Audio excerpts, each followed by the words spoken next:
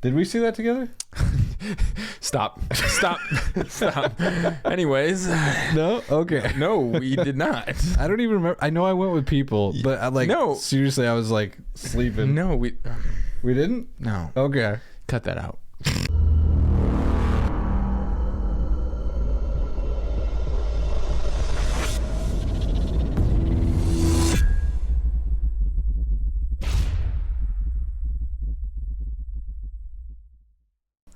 Welcome back, everybody, to another episode of Talking Nerdy. Oh, man, this is March 30th, and Moon Knight just dropped. Holy cow, we both just watched that. Just watched it. And that is insane. By just watching, I mean Justin texted me at 8 o'clock. I usually come over here at about 8:30. Yep. Justin texted me at 8:03. Hey, Moon Knight came out. I'm like, okay, cool. We should talk about it. Okay. Like, let's do it. Okay, so I didn't realize it was like almost an hour episode. Yeah, I thought it was gonna be 20 minutes. It's 44 minutes. Yeah. Yep. So when once it was like 8:30, I was like, this show's still going, and yeah. So you're welcome for that surprise, but we both got it in. We did. Yeah. I got it in while driving. Yeah. Yep. Finished it here. Yep, I did. Yep. But that's how committed we are to you guys. It was fresh today. We wanted to talk about it while it's still fresh and give you the insight, or I guess just what our thoughts and opinions are, because it was truly an interesting show right off the get-go. And I'm gonna reiterate my statement in one of the few episodes back where I was like, I think that Moon Knight is the direction Venom should have taken.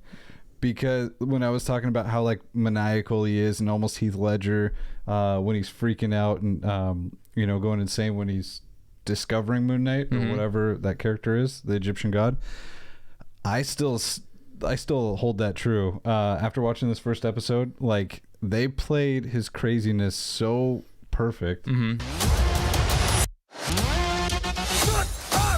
how he wakes up randomly, just.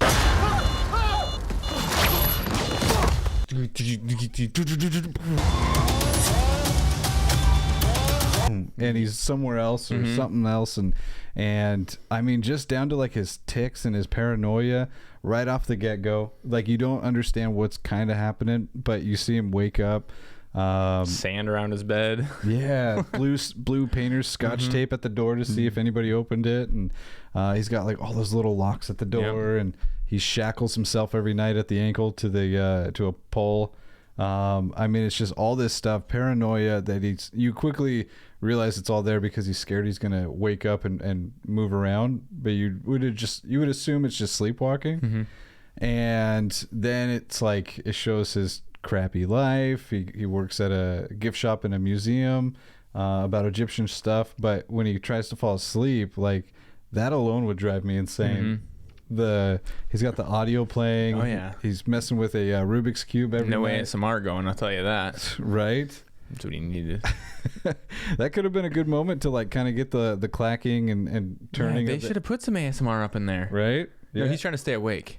He's trying to stay awake. So not ASMR. Because he's scared to fall asleep. Yeah. Yeah. So not ASMR. And so like his little audio things like, hey, solve a puzzle, read a book, all this stuff to stay awake. And every night he listens to it. Every night he has the same routine, but you're going to fall asleep at some point. And every time he wakes up, he says in it, he feels like he got hit by a train or something like that. And sometimes he wakes up and he's got a bloody lip or he's sore. But yeah, it was cool to see, like, you fall into his world with paranoia. Thank you. And then it kind of shows you his day-to-day, like at work. Like the girl comes up to him and she's like, hey, we still on for the steak night? And he's just like, you asking me out on a date? She's like, you're funny. See ya. So he's definitely got split personality. Yeah. So he's got like this confident guy in one side who's just a BA. Right. And asking girls out for steak when he's a vegan. Is what I heard. Is what I heard. And then when what are you gonna get at the steakhouse? Because you're a vegan. I don't know, a salad or something. Or bread. Or bread. Yeah. Yeah. So I think that's his alter ego that just kind of destroys everything and does what he wants. Mark. Yeah. Good old Mark and Steven. Confident Mark. Mhm. Yep. Don't call him Scotty. It's Steven with a V. The the security guard. Security guard with Yeah. the million cameras. Yeah, dude, a Jeez, wall of way cameras. overkill. And he's watching otter videos. Yeah. Stupid. But no, you see him. So he's got this like routine every day. His life's crappy, and it's mostly filled with his paranoia. And I don't think the episode really takes off until he wakes up in that field. Yep. Right. Yep. Mhm. Wakes up, his jaw's just like dislocated, his lips bloody. Gets it back into place, looks up, and he's at a castle of all places. They're shooting guns at the castle. You're like, what is going on? Yeah, dude looks up. There's like the two guys, and he's just like, hey. Immediately, they're boom, boom. And then it's just running from there, I guess, until he gets into that town and sees Ethan Hawke's character, Arthur. Into the cult, it looked like. Definitely a cult. Mhm. Yeah. Everybody in town, the second that Arthur walks in, down the cobble road, everybody just stops, turns to him. They're kind of touching him as he goes by, like he's Treating him this like Messiah. Jesus. Yeah. And I thought it was kind of cool. Like, obviously he's the bad guy, and he thinks he's the chosen one, but he kills without even killing from his power. Mm-hmm. And obviously this whole thing is spoilers, so if you haven't watched it, go watch it. If you don't care, continue watching. So Moon Knight, or Oscar Isaac's character is, or Steven, sorry, is he goes to the center of the town. He's trying to escape these guys that are shooting him, but he sees Arthur Harrow walk up to the Times Square or Town Square, and he's like trying to ask people if they, what is it, like, not repent, but I guess they've lived a good life. That's not, judgment time. Yeah, it's judgment time. So he's asking everybody to come up and see if they've been a good person in the eyes of somebody. I forgot what they said. Oh, they said her name. Yeah, an Egyptian goddess. Yeah. And so through him, he's a vessel, but he has this tattoo of scales, like this balance of scale, or scales of balance on his arm. And what he does is he gives his cane to the person. They put their arms out, rests the cane in between their arms, and he swings it like a pendulum. And while that's going on, his little tattoo kind of moves up and down. And if it leans to one side, they're good, and they get to live and join him in this new world. New cult. New cult, definitely a cult. And if it tips the other way, the tattoo turns red, and they're a bad person. And they instantly do nothing. I don't know. We don't know if they're dead. Don't know if they're dead. Like, they could become a soldier, but they definitely almost become mummified. They do. Right? You see the old lady, and her hand's just withering away. She's turning gray. I just want to say, every time you don't see someone die, they could be alive. 100%. That's what we've learned in Marvel and everything else. 100%. And I think they will. But no, become I do think she's dead. Yeah, but I think she will become like a mummy soldier or something, right? I see that. When you're talking about Egyptians, anybody who dies kind of comes back as a soldier, and right, like Brendan Fraser's mummy, all those dead people. Yep. Yeah. Yep. And so, but the interesting thing is, Arthur meets up with Steven later on in the episode, and he gets no judgment. Nope. The scales just keep moving up and down, and he says to Steven, "You're filled with chaos." And at that point, Steven, he's just this little weirdo, but he just runs away. He's scared. Steven. Steven. Hard V. Do you know what that's from? Sounds familiar. Is it Mean Girls? Laguna Beach. Oh, that doesn't sound familiar then. Oh, yeah, it does. Yeah. No, it doesn't. But man, I mean, I think it's really good. Like, obviously they did well tying it into the Egyptian thing, making him this person of the gift shop. What they haven't dived into, and they'll probably dive into later, is, has he always been Moon Knight, and this is why he has this paranoia? I think so. Yeah. Because no one sets up their bed like this, their house like that. Everything that they do is, he's so protective. Yeah. Because like when he was moving the table, he saw the scratches on the ground, so he could figure that out. Yes, I think he's been like that for a minute. Yeah. And he's just now becoming aware of it, or he's actually finally remembering part of it. Maybe. Sure. Maybe just Mark isn't enough anymore. Maybe it needs both sides of it. Yeah, I mean, they're definitely losing control because right in the beginning, he just didn't remember anything. And then now, I think you're right, because now he's starting to come to while they're having control of his body. And it's not just like at night, because what they showed with him waking up on a Sunday is that it's literally days at a time that they're taking over his body. Missed his steak date. Oh, yeah. Poor Steven. Was gonna go on a date with that girl from the museum, and he missed it. It was on a Friday. He didn't wake up to his own body until Sunday. Poor Steven. I mean, his life sucks, and you just kind of root for him, like, oh, good job, man, you got the girl. It was almost like Me, Myself, and I. Have you ever seen that? Me, Myself, and Irene. Yep. Where Hank like took over and got him the girl and all that kind of stuff, and it's like his version, a Marvel version of it. Maybe. I mean, I haven't seen that movie in a minute. I can't remember. I just remember he had. Well, I doubt there will be a train car scene with a graphic moment. Yep. For anybody that's seen that movie, you'll get that reference. Gosh, that's been a minute.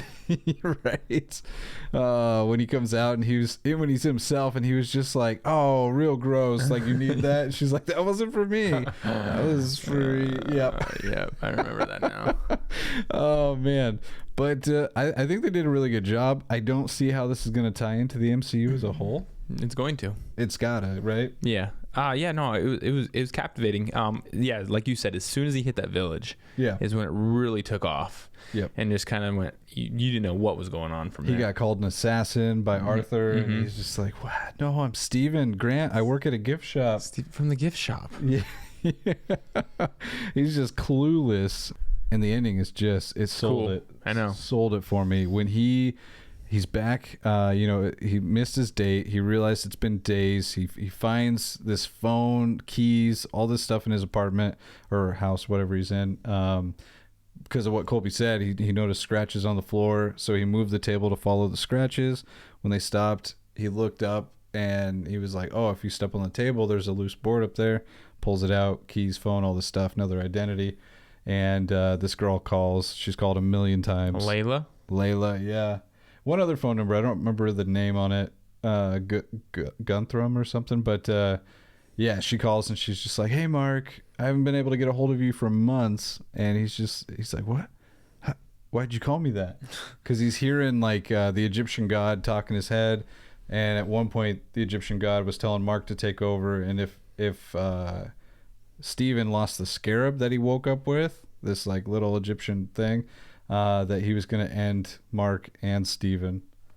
And so, yeah, so he was just taken back because now he's like, okay, these aren't dreams that I'm having. These aren't illusions. And, so he's freaking out, whatever. He goes to work, and that's when he sees Arthur while he's awake, or while he thinks he's awake, because he's still kind of on the fence of it being a dream. And now he's like, okay, these people are real. Mark's real. Arthur's real. And now they're in my hometown. Yeah. I'm sure it will get clarified, but remember when he was in the cult and he said, I'm just trying to get back to London, and they all looked at him like, what? Yeah. So sheltered people, maybe. Maybe, but then how can what's his name, Arthur, and his homies get? I don't know. I think it'll all be clarified here in the next episode. But but it was a couple loose ends that we don't know yet. But I think it'll. Maybe it was like Scotland or something. You've never heard of London? I don't know. No, that's true. Yeah, no, I don't know. Maybe it's like he stepped into the Shire or Narnia or something. Yeah, I guess that's true. Go through the closet. Yeah. That could work. No, I am curious. It's one of those shows that, like maybe Loki or something, where it leaves you with a lot more questions than you get answers. I can tell that right off the bat. Yeah, it reminds me of Marvel Captain and Winter Soldier. Shut your face. It's exactly like it. You should watch it. No, it is not exactly like it. I feel bad. I should finish that show. You should. It's rude. You went all the way through? Yeah. Is it worth it to go all the way through? If you're an elitist.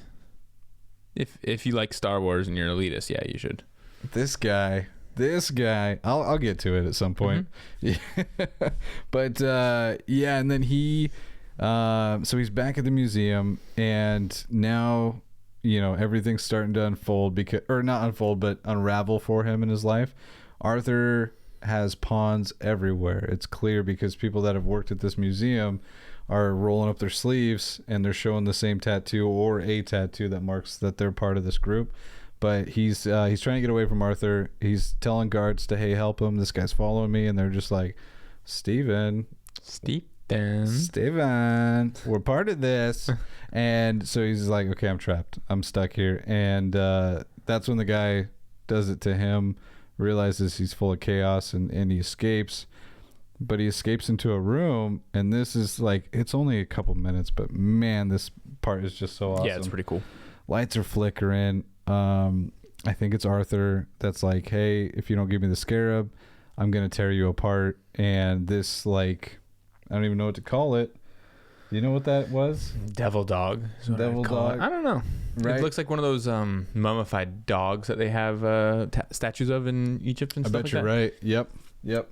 Like kind of the long-necked, almost like a Dalmatian, but like elongated. Mummified dogs, and it's coming after him. It's like climbing all over everything. I think it can climb on the ceiling and all that. But devil dog, and it's banging on the door. And now Steven's confronted by Mark in the mirrors. There's mirrors everywhere, and Mark's just like, you gotta let me take control. You notice there's a lot of mirrors in that. You knew it was gonna happen at some point when he was in his when he's in his room. He's looking at mirrors. Yeah. Then he's in the elevator looking at mirrors. Yep. He just keeps looking at mirrors, like glass mirror. I think mirrors are very important. I think so. It's a way to it's a looking glass into your soul.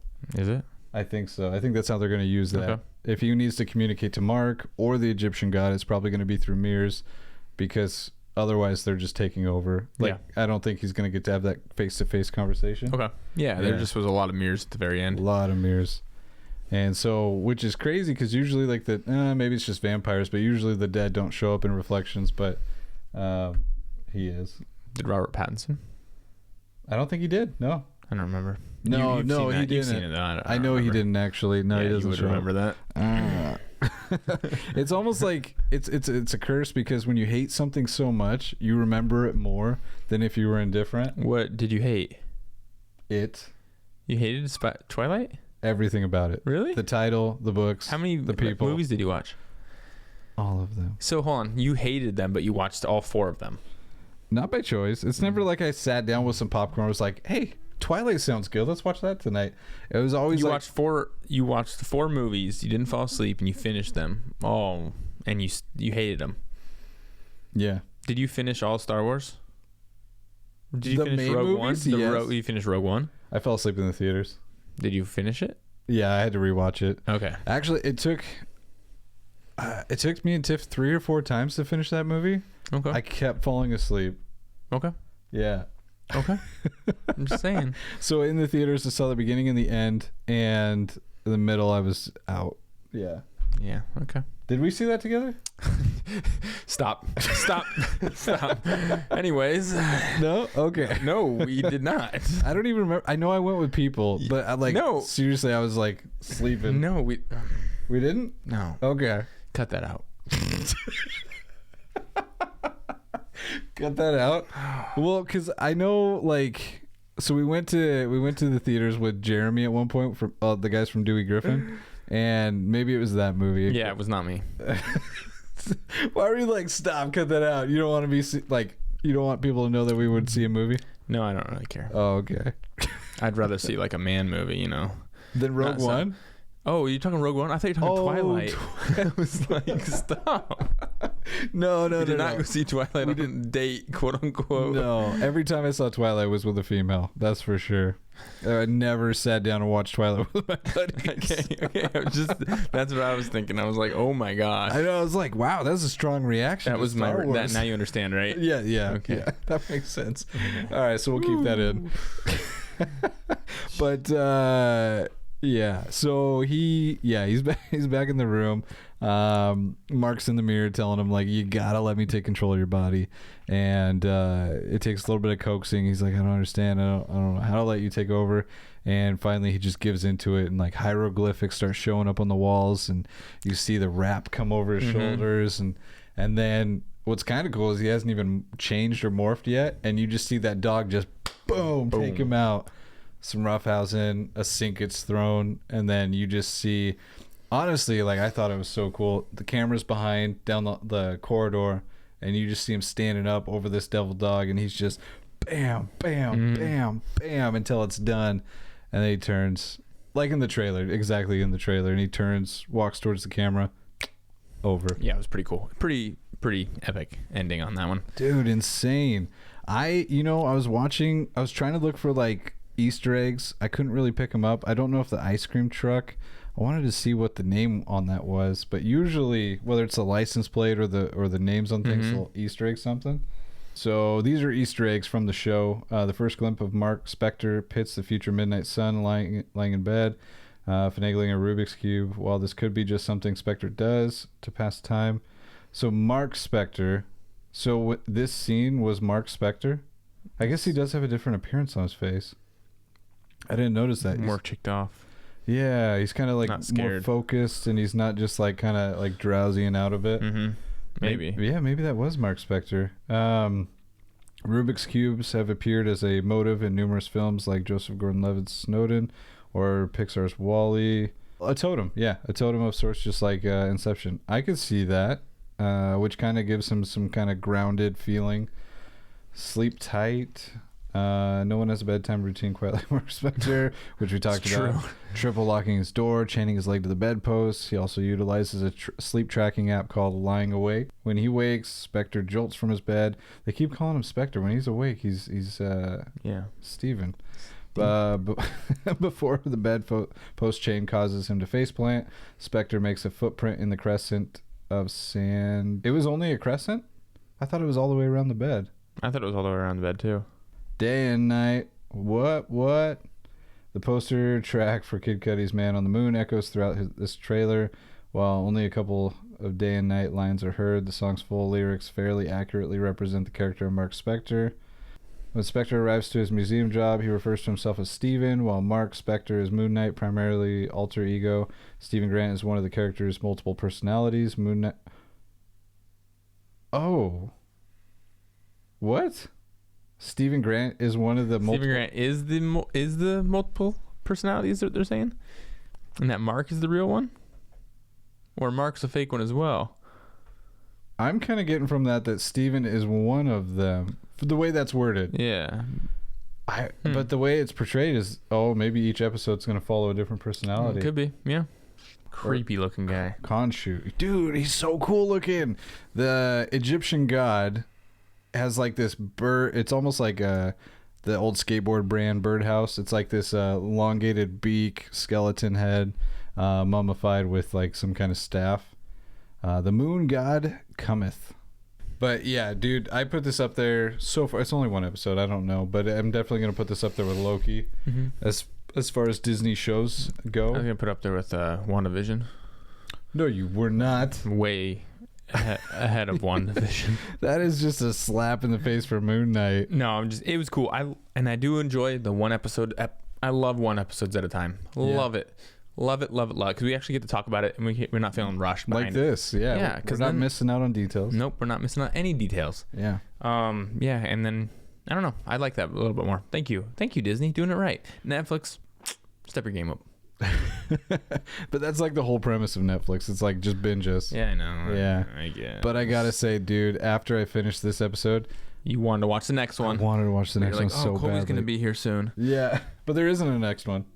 Not till April 6th. Dude, my heart's broken. I want to see more Moon Knight. It's so good. But yeah, no. So that is just us kind of covering our thoughts. What happened in the episode. It's kind of just going over it. So this whole episode is spoilers, has been spoilers. But stay tuned because we're definitely going to keep watching it. We're going to keep covering it. And I didn't really know anything about Moon Knight, but now I'm going to have to dive into the lore. It was better than I thought. Yeah, way better. Way better. It's really good. Venom needs to take notes. And one of the things we were trying to figure out before we started recording was who does the voice for Mark, because maybe it is Oscar's own voice, but it sure sounded like the other same guy from Venom. Venom, yeah, dude. That's instantly what I thought of. Instantly. Yeah. It's like, whoa, that's Venom up there. I know, that's crazy. And maybe Hardy does the voice for it, which would be kind of like a little Easter egg in itself. But because as soon as I heard it, I thought it was Tom Hardy's voice. And then I was like, hold up, is Moon Knight like a variant of a Venom, but it can't be. There's no way. But maybe. But it gives you that like Venom feel. It does. It for sure does. 100%. But yeah, so yeah, stay tuned. We'll be watching this show. If you've watched this far, thank you for watching it, and give this video a like and a thumbs up, or those are one and the same. Don't do it twice, because then it's a no. Yeah. Do it once and then comment on that you gave it a thumbs up. Ooh, let us know down below what you thought of Moon Knight. And if you noticed Easter eggs, definitely let us know, because we're going to be diving in looking for more. But yeah, we'll have more time to actually watch the second episode, because I'll actually know, we're going to actually watch, we're going to talk about it this night. Not at 8 o'clock. Oh, okay. Surprise. Yeah. Got to catch you off guard. All right, you guys have a great night. We will see you in the next video. Peace.